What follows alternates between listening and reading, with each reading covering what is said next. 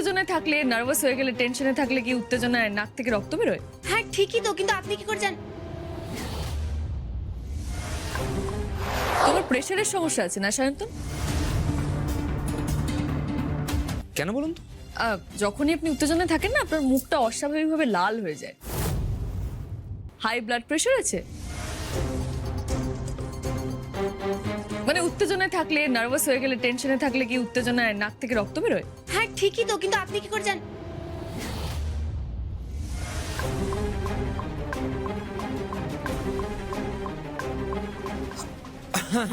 হ্যাঁ মানে ওই আর কি, একটু একটু হাই প্রেশার হয় মাঝে মধ্যে, কিন্তু রক্ত ফক্তর কোনো সিন নেই।